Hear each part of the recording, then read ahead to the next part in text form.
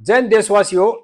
कल मोदी सरकार ने संसद में एक विधेयक पेश कराया कि देश का प्रधानमंत्री किसी भी प्रांत का मुख्यमंत्री या कोई मंत्री अगर ऐसे मुकदमे में गिरफ्तार होता है जिसकी सजा 5 साल या 5 साल से ऊपर है और वो 30 दिन तक जेल में रहता है और उसकी जमानत नहीं होती, अगर वो अपने आप इस्तीफा दे दे तो ठीक है। अगर इस्तीफा नहीं देता, जबरदस्ती करता पद पर रहने के लिए, तो 31वें दिन अपने आप पद मुक्त हो जाएगा। बहुत अच्छा विधेयक है देशवासियों। और ये खुद प्रधानमंत्री ने भी अपने आप को इस दायरे में ले आया। अभी प्रधानमंत्री अगर अरेस्ट होगा किसी मुकदमे में जिसकी सजा 5 साल से ऊपर होगी और 30 दिन वो जेल में रह गया और उसकी जमानत नहीं हुई, तो 31वें दिन अपने आप प्रधानमंत्री कुर्सी से छिन जाएगी और दूसरा प्रधानमंत्री बनेगा। इसी तरह से सभी केंद्र शासित प्रदेशों और सभी प्रांतों के मुख्यमंत्रियों लिए मंत्रियों के लिए भी है। यह विधेयक पेश कर दिया मोदी सरकार ने। अब सत्ता में बीजेपी की पार्टी है, कल सत्ता में कांग्रेस की भी आ सकती है और प्रधानमंत्री जी ने अपने आप को भी इस दायरे में ला दिया। विपक्ष विरोध कर रही है इन विधेयकों का। ये 3 विधेयक है क्योंकि जो हमारा संविधान है उसमें संशोधन भी करना पड़ेगा। विपक्ष विरोध क्यों कर रहा है? लालू की पार्टी विरोध कर रही है, केजरीवाल की पार्टी विरोध कर रही है, कांग्रेस भी विरोध कर रही है और कई पार्टी विपक्ष वाले विरोध कर रहे हैं, सपा भी विरोध कर रही है। विरोध क्यों कर रही है? क्योंकि जिनके अंदर खोट है ना, जिन्होंने भ्रष्टाचार करना है, तब मुकदमे तो उन्हीं के ऊपर दर्ज होगा ना जो गलत काम करेंगे। अगर आपने किसी कुर्सी पे बैठे, किसी पद पे बैठे, आप गलत काम नहीं करोगे तो आपके खिलाफ मुकदमा दर्ज नहीं होगा, आप जेल भी नहीं जाओगे, तो आपने विरोध करने की क्या जरूरत है?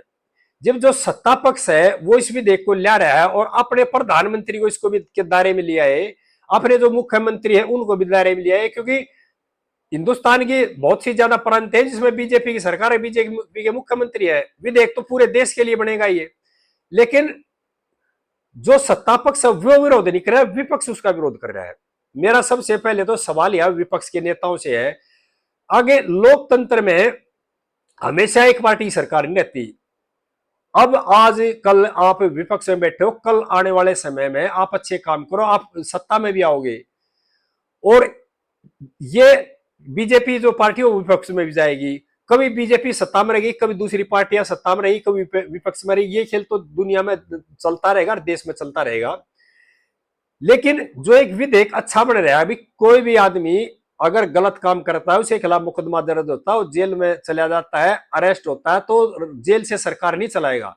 पहले हमारे संविधान में इस तरह का कानून नहीं था कि कोई आदमी मुख्यमंत्री है, प्रधानमंत्री है, वो जेल चला जाएगा तो उसको इस्तीफा देना पड़ेगा, ऐसा कानून में प्रावधान नहीं था।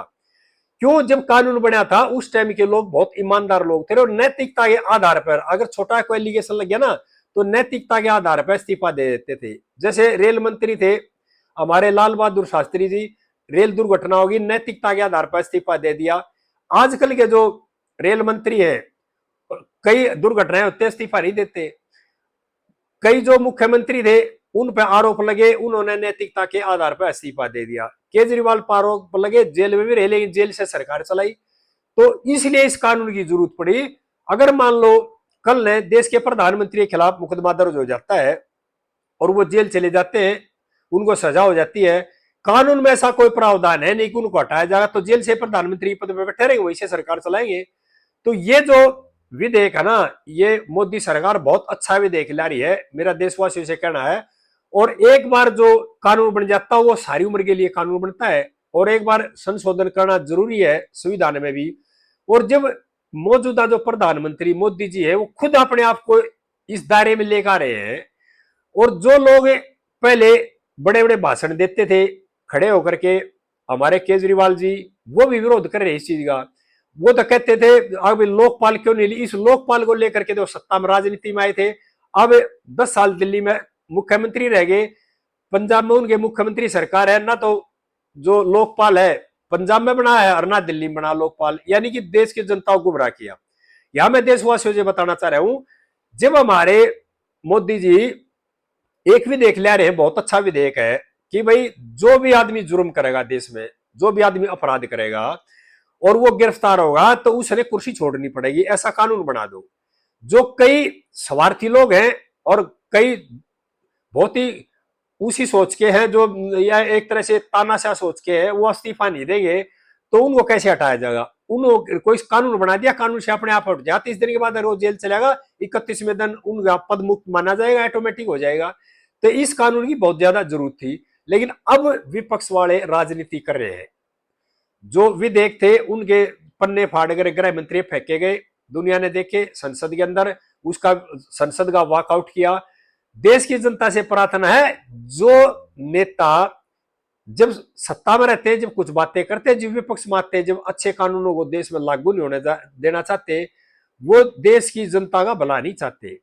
मेरा सभी देशवासियों से यह कहना है कि इस तरह कानून बनने से है ना लगाम लगेगी, क्योंकि हमारे देश की जो संरचना है ना, वो प्रांत वाइज है। हर प्रांत में मुख्यमंत्री है, मंत्री है। हर जो केंद्र शासित प्रदेश है उसमें मुख्यमंत्री है या वहां के प्रशासक है। अगर वे अपने पद से इस्तीफा नहीं देंगे, उन्हें खिलाफ मुकदमा दर्ज हो गया और वो जेल से सरकार चलाएंगे, तो वो तो अपनी मनमानी करेंगे, उनको हटा नहीं सकते। इसलिए कानून जरूरी बनाना है। और जब खुद मोदी की जो सरकार है, मोदी जी चाहते हैं इस चीज को लागू करना, देश में इस विधायक को लाना, तो इनको दर्द क्यों है? इनको दर्द इसलिए है, ज्यादातर जो विपक्षी है ना और सत्ता पक्ष में बैठे लोग हैं, उन्हें खिलाफ मुकदमे दर्ज है।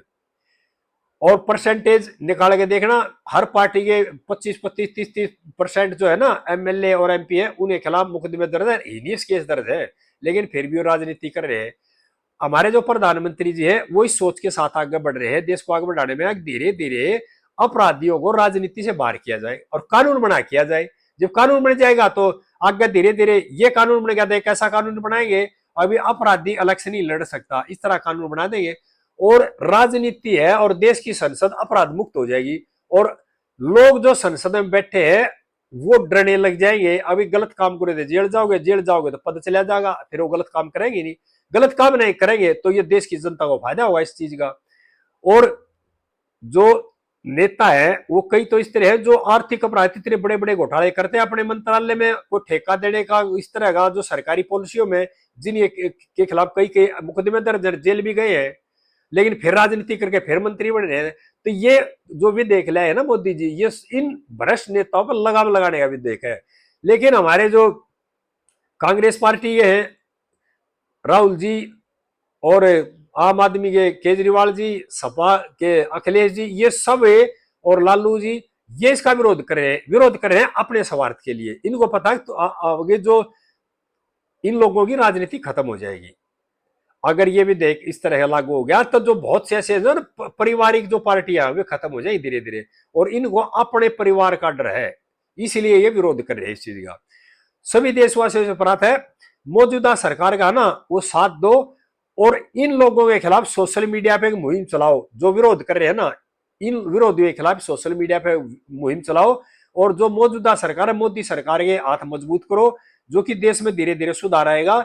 नहीं तो इस तरह के जो लोग है ना, ये देश की जनता को गुमराह करेंगे, उसके सिवाय कुछ नहीं कर सकते। और मेरा देशवासियों से यहाँ ये भी कहना है, इस चीज के ऊपर खुद बैठकर सोचो। जब हमारे जो प्रधानमंत्री है वो अपने पद को भी लेकर रहे, इसमें भी प्रधानमंत्री में भी कोई एलिगेशन लगाएगा, प्रधानमंत्री गिरफ्तार होगा और जेल में चलेगा और जमानत नहीं हुई 30 दिन तक, तो उसके बाद उसका पद मुक्त हो जाएगा। कई अपराध ऐसे है जिसमें कई कई महीने जेल में रहते हैं, जैसे दिल्ली के मुख्यमंत्री जी थे, वो कई महीने जेल में रहे थे, मंत्री थे वो कई महीने जेल में रहे थे, लेकिन अब भी आकर के कुर्सियों बैठने की कोशिश करते हैं। तो इस तरह का विधेयक बहुत अच्छा विधेयक आ रहा है, और सभी देशवासियों से प्रार्थना है इस विधेयक के बारे में सरकार की जो ताकत बने आप लोग आगे। इस तरह की बातें भाई फिर बताता रहूंगा। सभी देशवासियों से प्रार्थना है इस वीडियो ज्यादा ज्यादा शेयर करें, और भाई मेरे चैनल को सब्सक्राइब भी कर लियो। आगे इस तरह की बातें फिर भाइयों को बताता रहूंगा। जय हिंद देशवासियों।